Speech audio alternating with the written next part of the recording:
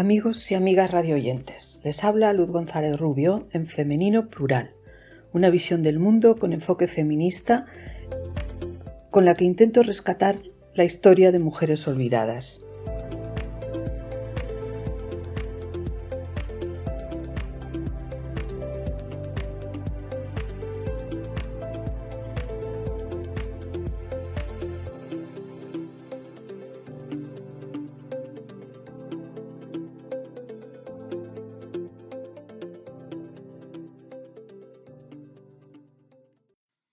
El programa de hoy se titula Constanza Manuel.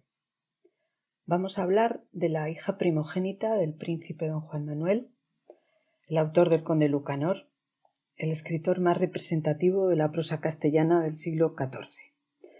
Don Juan Manuel estaba muy orgulloso de su obra literaria, que la depositó en el monasterio de Peñafiel con la petición de que nadie la cambiara. Pero mucho más lo estaba de su linaje. Era el hijo del infante don Manuel, el hermano de Alfonso X el Sabio. Sus matrimonios y el de sus hijas iban encaminados a subir en la escala nobiliaria, cosa que lo logró a través de Constanza, precisamente, que fue reina de Portugal tras el intento fallido de su padre de hacerla de Castilla. También tuvo descendencia de reyes con su otra hija, Juana, fruto de su tercer matrimonio. Juana se había casado con Enrique de Trastámara. A pesar de que los caballeros estaban siempre guerreando y sus mujeres se quedaban en los castillos, había muchos que se quedaban viudos, don Juan Manuel por 2 veces. Se sabe que la mortandad en los partos y enfermedades asociadas eran muy grandes. Bueno, algunos documentos pone que eran del 50%. No lo sé con exactitud. Seguramente la primera esposa de don Juan Manuel y la segunda, la madre de Constanza, murieron de parto, que era la muerte más habitual en las mujeres de la nobleza en esa época. Constanza Manuel, la hija de la que hablamos en este programa, también murió después de dar a luz a su hijo, que sería heredero de la corona portuguesa. Apenas se tienen datos de las hijas de don Juan Manuel, solo se habla de ellas en documentos que tratan de los hombres con los que se relacionan. En el caso de Constanza hay documentos de su boda con el rey Alfonso XI de Castilla, que la rechazó para casarse con la hija del rey de Portugal. Está el documento de repudio, lo que fue motivo de enfrentamiento entre corona y nobleza. Y también hay documentos de su boda por poderes con el heredero de Portugal, que la humilló al irse a vivir con su favorita, la famosa Inés de Castro. Bien, de esta favorita sí que hay documentos y literatura, obras de teatro, etc. Pero nos vamos a centrar y vamos a escuchar el relato de Constanza Manuel, que murió al dar a luz a su hijo. Habla el aya de la reina, que la ha acompañado siempre desde que salió de Garcimuñoz.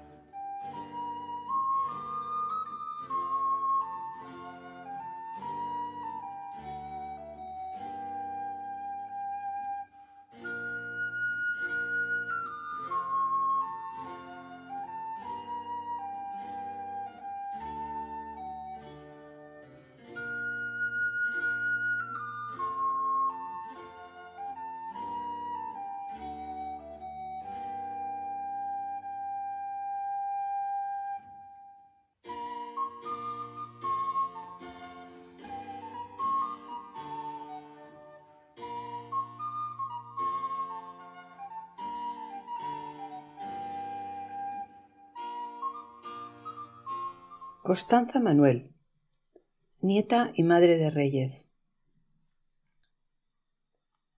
Dicen que no hay paraíso ni lugar mejor en la tierra que pueda compararse a aquel donde transcurre la infancia. Para Constanza, aquel lugar añorado era Garcimuñoz, la población donde su padre, don Juan Manuel, había hecho levantar un castillo para vivir con su segunda esposa, doña Constanza de Villena. Allí nació ella, la primogénita, y allí transcurrieron felices sus primeros años. Seguramente Cuando está con los ojos cerrados, está rememorando aquel tiempo. Su madre también lo hacía cuando nos contaba cómo era la corte del rey don Jaime, donde vino al mundo. Aquella tierra que siempre añoró, playas de inmensas aguas azules y naranjos en flor. Cuánto se parecen madre e hija, hasta en la enfermedad.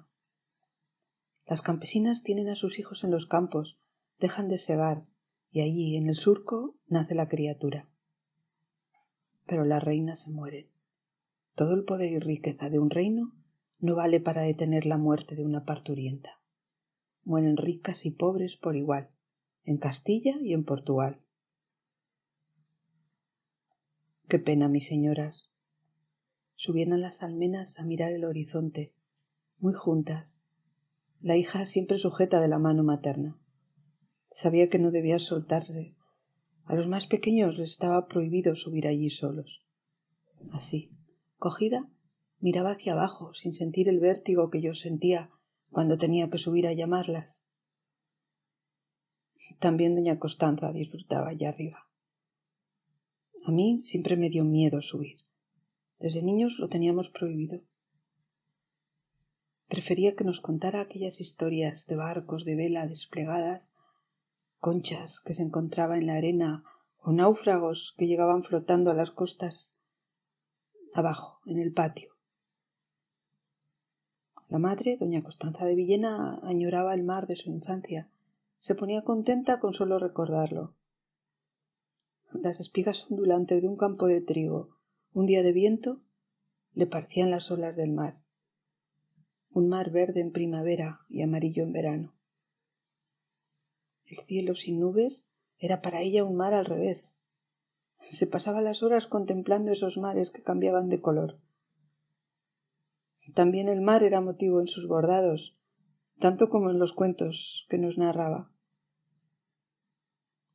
Aunque no fuera tan dada a ellos como su marido, el príncipe don Juan Manuel. Él sí que era un gran narrador. Sabía muchas historias y cuando no las recordaba, las inventaba. Ese don suyo, que gustaba a nobles y a villanos, enamoró a mi señora. Había sido un matrimonio al uso, propio de los de su linaje, un acuerdo para unir dos casas, una alianza de familias nobles con el consentimiento de reyes. El rey don Jaime dio en matrimonio a su hija Constanza, apenas a una niña, a don Juan Manuel, que ya era viudo de doña Inés, la infanta de Mallorca, que murió apenas un año de estar casadas. Transcurrió mucho tiempo hasta que consumó la boda con su segunda esposa, más joven que él. Fue en Játiva, una villa de Valencia, cuando Constanza cumplió los 12 años. Todo ese tiempo hasta entonces vivió esperando en el castillo de Villena. Le llegaban cartas de su esposo, romances, escritos, noticias de su nobleza y valor, así que se fue enamorando de oídas. Eso nos contaba. Se quisieron, de eso fuimos testigos todos los del castillo. Juntos leían libros que don Juan Manuel tenía como su tesoro más preciado. Para ella acondicionó las mejores habitaciones, arregló paredes, puso tapices, encargó muebles al carpintero de Garcimuñoz, contrató criados. Se veía su deseo de transformar lo que antes era un fuerte de defensa en un palacio para habitarlo mucho tiempo. No fue sino después de nacer la hija que me llamaron a su servicio. No tenía un cargo preciso, no era propiamente una criada. Se trataba de cuidar a la niña a ratos y hacer compañía a la madre. Aunque ésta tuviera sus damas, que habían venido con ella del otro castillo de Villena donde vivió. Me asusté porque ya se sabe que muchos años, cuando la esposa está criando, se buscan una manceba para hacer lo que la señora no quiere. A mi madre se le pasó por la cabeza y me puso sobre aviso. Pero mi padre no lo creía posible. Con tantas mozas guapas en el pueblo no me iban a coger a mí, que no destacaba por mi belleza. No destacaba por nada, esa es la verdad. Las chicas de mi edad ya habían tenido algún que otro pretendiente. Yo, ninguno.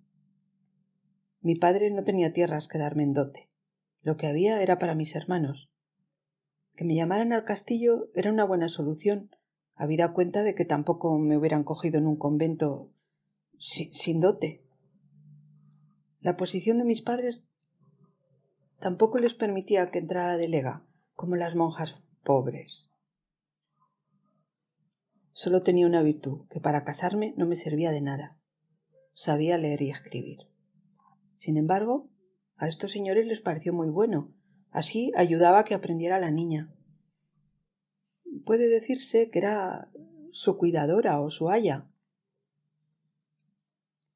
No heredé tierras, pero tuve otra herencia mejor con haberme enseñado las primeras letras. No porque me abrieran las puertas del castillo, sino otras muchas. Ahora podía leer a la enferma salmos que la tranquilizaran.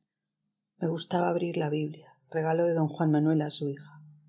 El viejo códice conservaba el olor de su antiguo dueño, huellas de sus dedos en las páginas, alguna violeta seca o el tallo de una hierba que marcaba una lectura. El Señor quiere que el padre sea honrado por sus hijos y que la autoridad de la madre sea respetada por ellos. El que respeta a su padre alcanza el perdón de sus pecados, y el que honra a su madre reúne una gran riqueza. El que respeta a su padre recibirá alegría de sus propios hijos. Cuando ore, el Señor lo escuchará. El que honra a su padre tendrá larga vida. El que respeta a su madre será premiado por el Señor, pues obedece a sus padres como si fueran sus amos.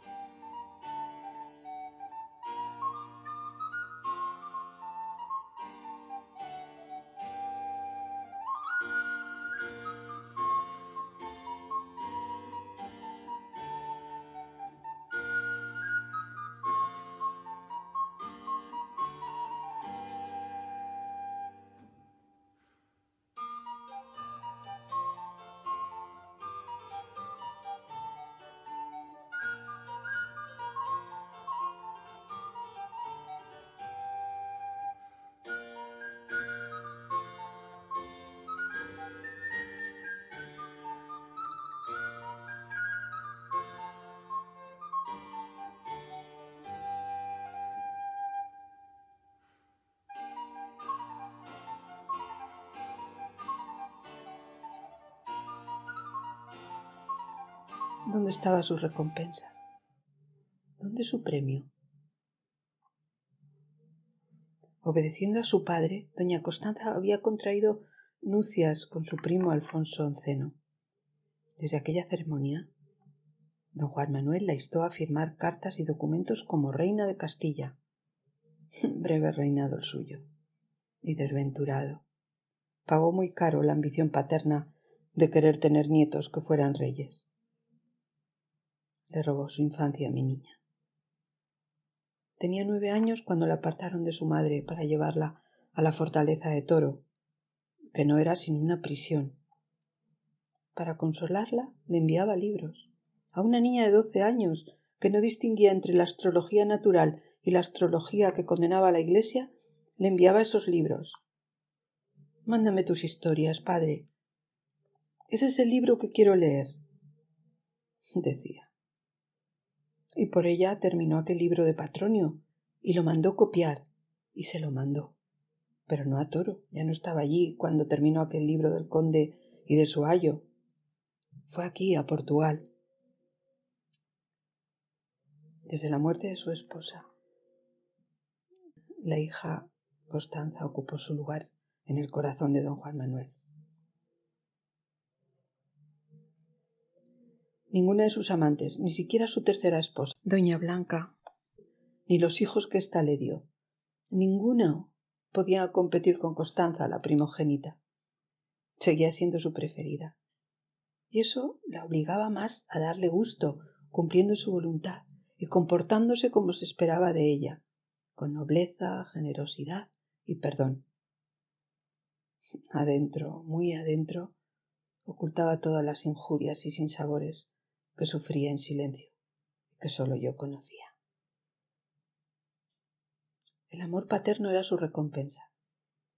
Aquella guerra para rescatarla y devolverla a su casa, le demostró cuánto la quería su padre. Fue en el año de 1327, año de la primera afrenta que le hizo el rey Alfonso. Luego seguirían otras. Aquel año el rey de Castilla la repudió para casarse con María, la heredera del trono portugués. Buen favor que nos hizo. Sí, en realidad fue un favor, como veríamos después. Entonces a Constanza le dolió la humillación que le hacían, sobre todo por el dolor de su padre y la impotencia propia de no poder cumplir con su parte en la grandeza de la familia. Aquel año nefasto fue también el de la muerte de doña Constanza de Villena, la segunda esposa de don Juan Manuel. Su padre se quedó solo y la hija encerrada en aquella prisión de toros sin poder ir a consolarlo, hasta que vino con sus hombres a rescatarnos. Hizo falta una guerra para que el rey la devolviera. Decían que el rey de Castilla no se fiaba de don Juan Manuel y por eso retenía a su heredera, para que no la casara con algún noble poderoso a cambio de alianzas que pudieran ir en contra de la corona. Primero se habló de don Juan el Tuerto, hijo de doña María de Haro, señora de Vizcaya. Pero antes del compromiso lo mataron. Después fue el rey de Portugal quien pidió su mano. Cercaron el castillo de Barcimuñoz para que no pudiera salir a casarse. Pero, contraviniendo las órdenes del rey, se celebró la boda por poderes.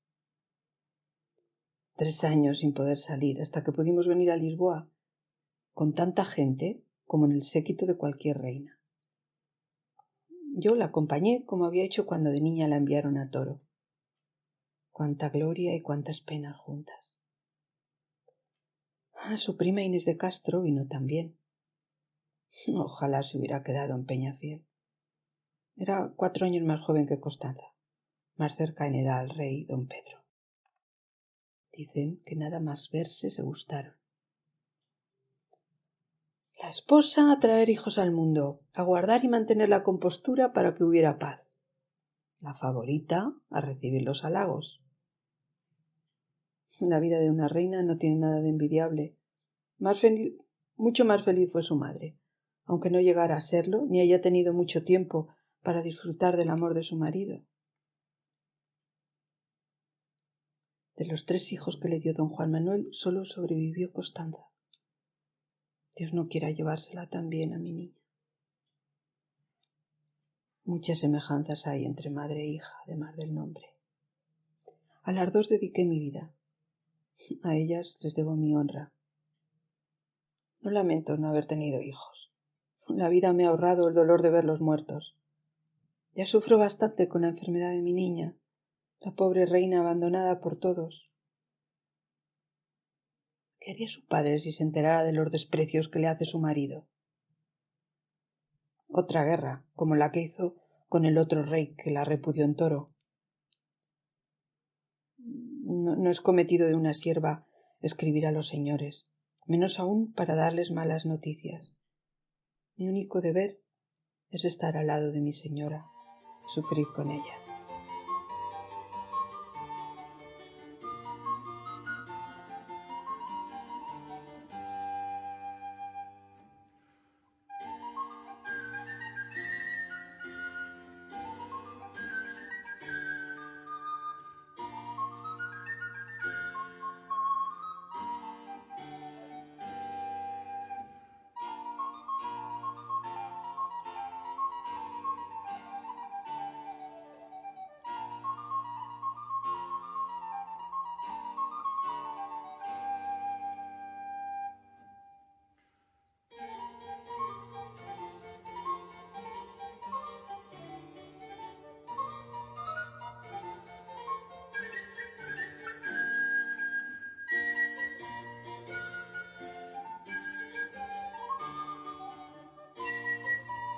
Qué prisa tenían todos de que viniéramos a Portugal. Escucho sus delirios de enferma, postrada en la cama, e intento calmarla con caricias. 2 años de soledad para nada. Tú te empeñabas en hacerme bordar, en aprender a ser la compañera de un rey, y hasta contentarlo en la cama. ¿Te acuerdas?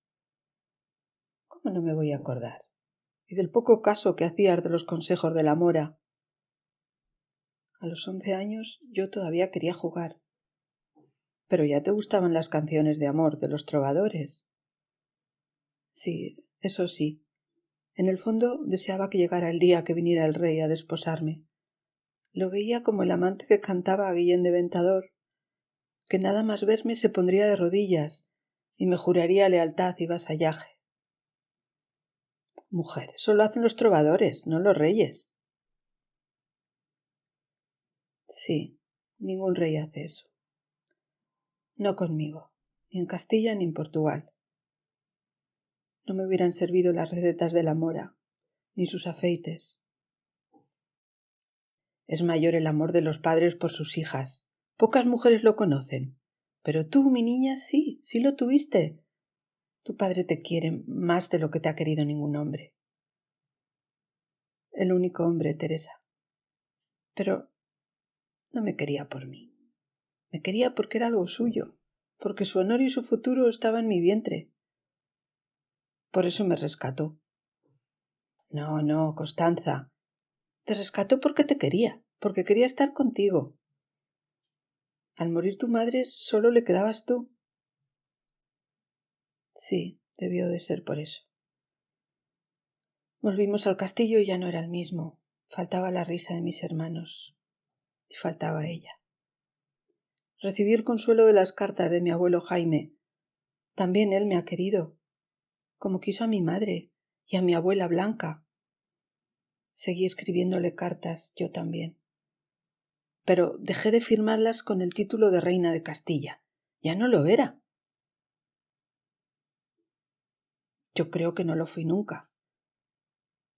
Aunque mi padre me obligara a poner eso en el sello. Mi madre había consumado su matrimonio a los 12 años.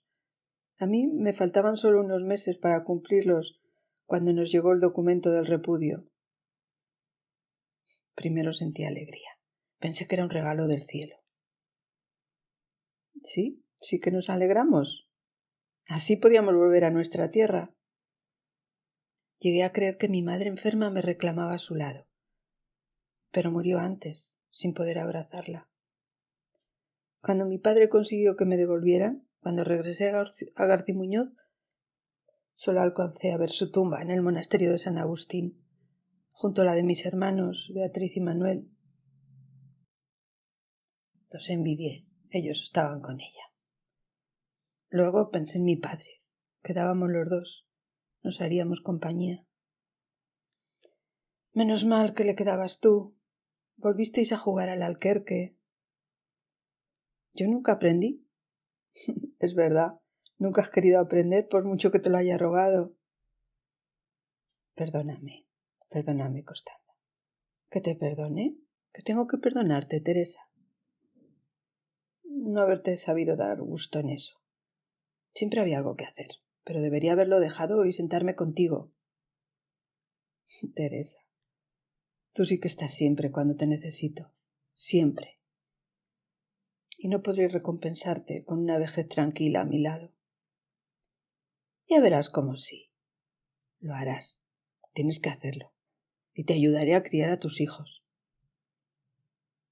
Sí, como me criaste a mí.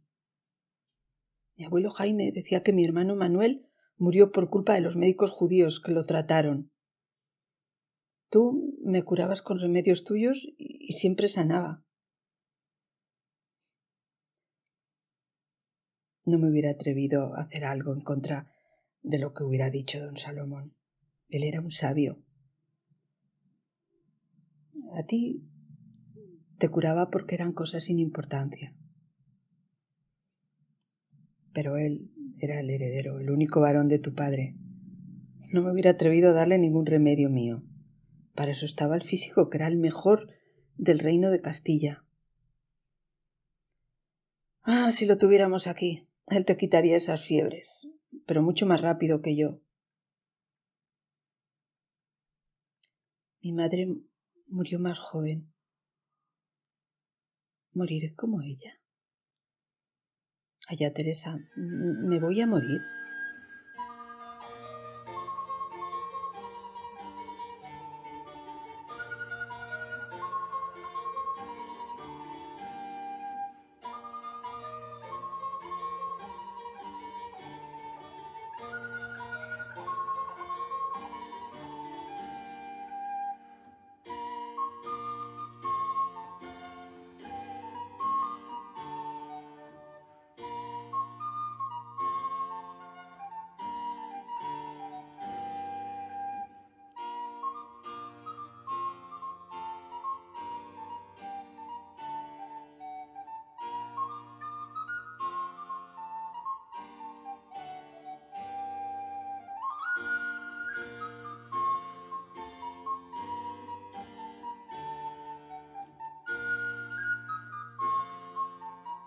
La fiebre aumentaba su delirio. Sentada en un escabel al lado del lecho, le ponía compresas frías en la frente. Abrázame, Teresa, abrázame. Trae al niño que le dé el último calostro. Descansa, Constanza, el niño está bien. Le hemos buscado un ama de cría. ¿Tan pronto? Déjame que lo amamante. Quiero sentirlo cerca, que me quiera. Necesito tanto que me quieran. Mi niña. Allá, tráeme al niño. Está durmiendo el angelito, no te preocupes. Su padre ha dispuesto un haya para él. Está bien cuidado. ¿Mi prima Inés? No, mi niña, Inés no. Una dama de la corte portuguesa. Tu hijo será rey. Es el heredero de la corona. Déjalo que lo cuiden. Sí, mi padre estará contento. Al fin tendrá un nieto rey. ¿Ha habido carta suya? No, todavía no le habrá llegado la noticia del alumbramiento. ¿Pero se mandó el mensajero? Sí, nada más para ir tú. Sepa Dios lo que habrá ocurrido en el camino por esas tierras de frontera. De Santarém a Castilla hay mucha distancia. No sabemos en qué castillo estará. Puede que tenga que ir hasta Murcia a buscarlo. ¿Dónde está mi esposo? ¿Ha visto ya al niño? Lo verá, lo verá.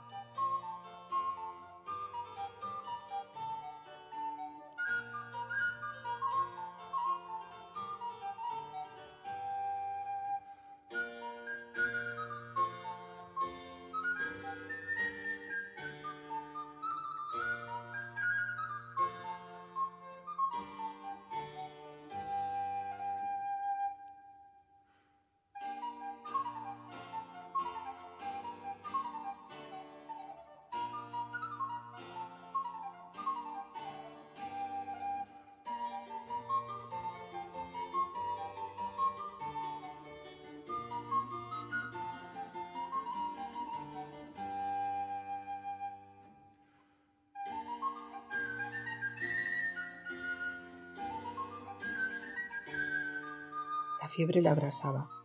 Lo único que podía hacer era secarle el sudor con la sábana y estar a su lado noche y día. Teresa, me vuelve el sueño de la mujer blanca.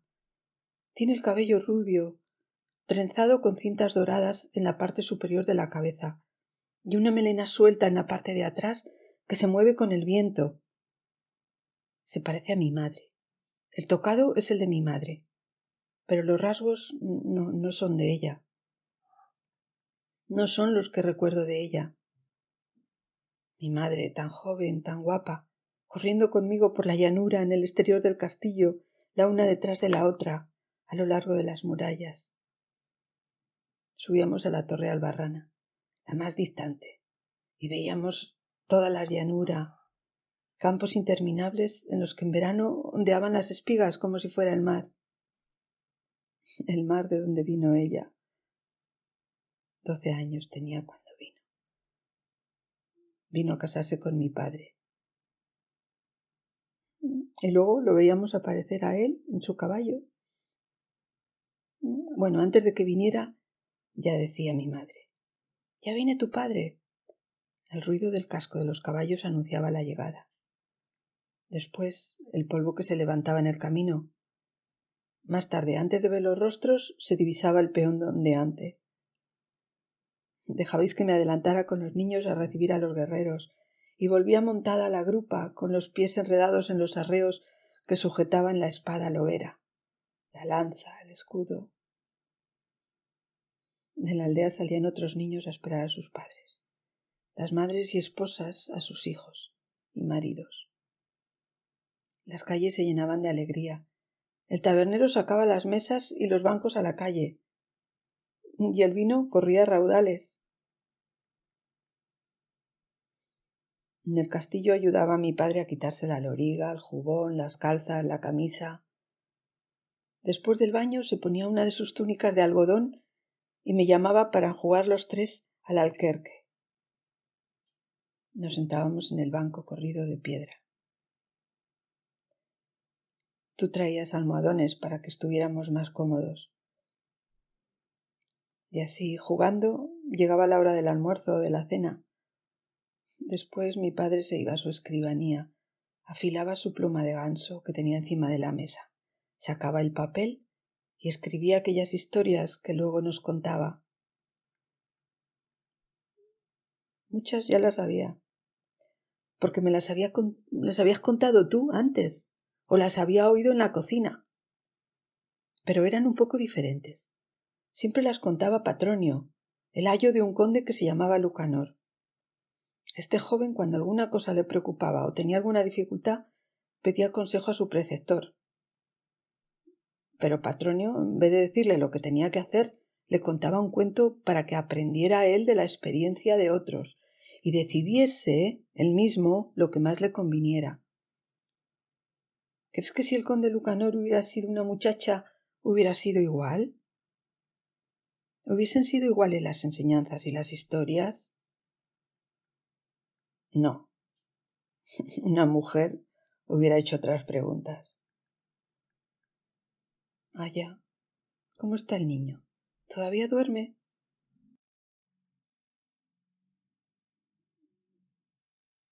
Ya despertó. Ahora lo estarán amamantando. No te preocupes, duerme tranquila.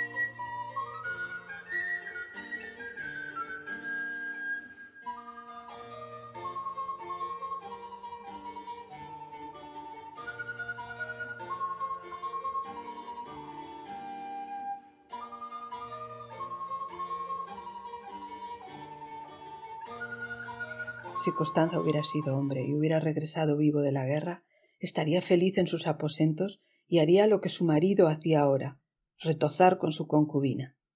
Otras serían sus preocupaciones. Se equivocan los que piensan que la paz de los reinos es negocio de los hombres, mientras que la responsabilidad de las mujeres parir y criar hijos sanos. Cierto es que dar a luz es lo propio de las hembras, que no es negocio pequeño. No se dan cuenta de cuántas guerras se evitan por mediación de ellas.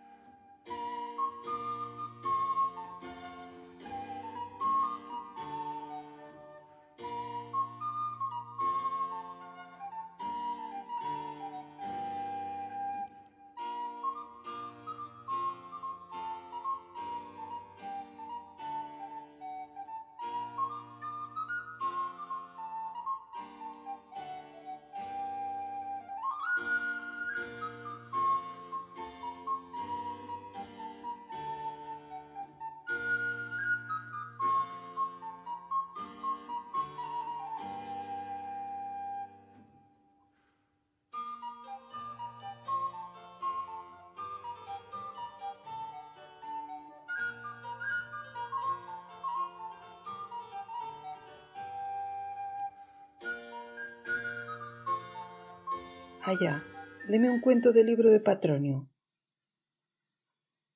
Nos quedamos en la historia del padre y del hijo que van montados en un burro. Ah, si le hubiera hecho caso al ejemplo. Decidle a Inés que la perdono, que venga a verme, que la quiero como la quería antes, como a una hermana. Ella no tiene la culpa. Que venga a verme, que quiero perdonarla.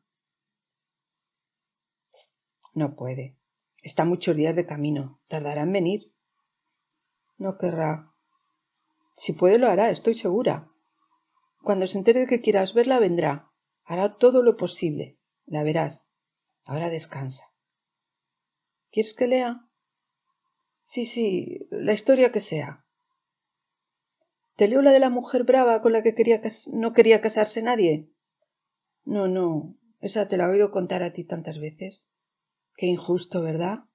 Qué crueles son los hombres, que tratan a sus mujeres como si fueran el gato, el perro o el caballo. Sí, hija mía, eso pasa muchas veces. Pero no solo en la familia de esos moros de la historia, sino también entre los cristianos. Mi padre cuenta que al final fueron felices. ¿O solo es en el cuento? ¿Tú crees que lo fueron? ¿En tu historia la mujer llegó a perderle el miedo al marido? En mi historia la mujer consiguió ser la reina de la casa.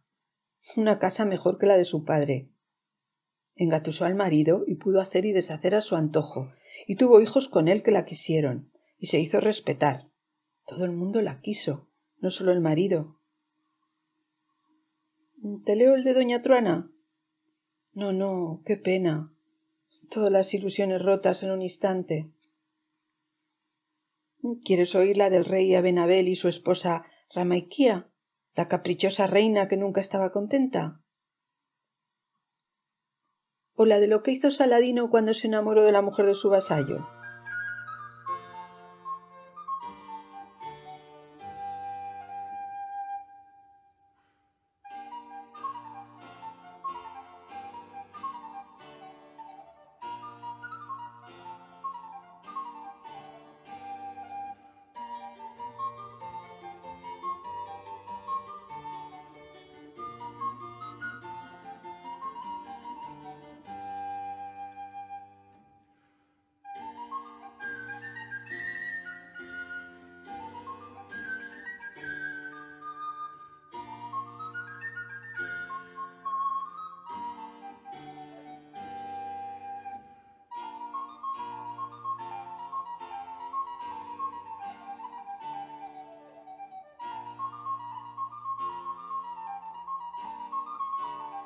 Por las ventanas del castillo entraba la luz débil del ocaso.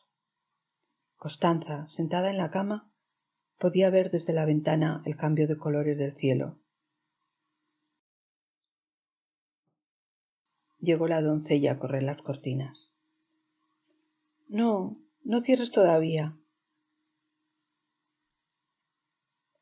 Aquel cielo sin nubes, aquella franja de color rosa sobre las casas, le debían hacerle recordar las tardes en que desde el castillo de su padre, en Garcimuñoz, divisaba el horizonte sin límites.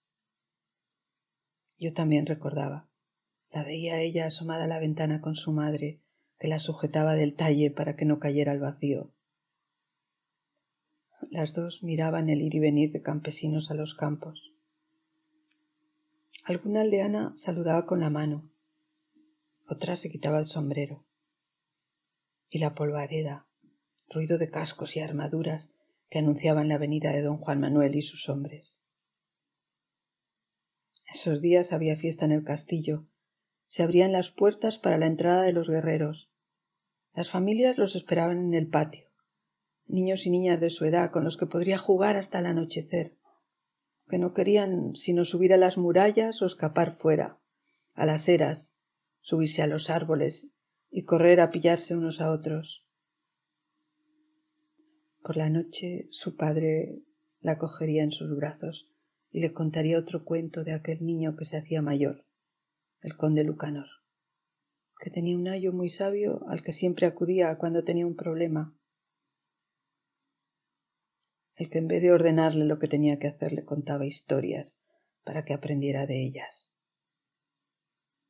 Ninguna puede serle útil a mi niña en estos momentos. Mejor abro la ventana, a ver si llega la alegría de la calle. ¿Dónde estarán estos juglares?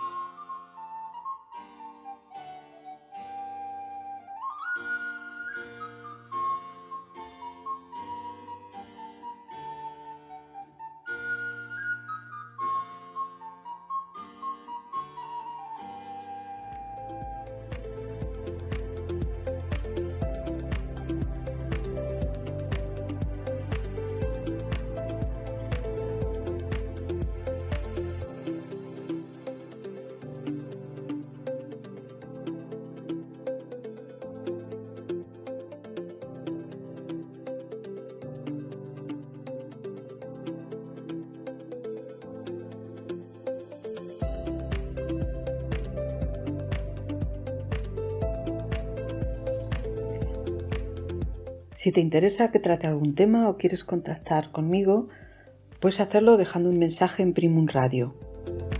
Algunas de estas historias están recogidas en mis libros que puedes adquirir en cualquier librería o a través de internet.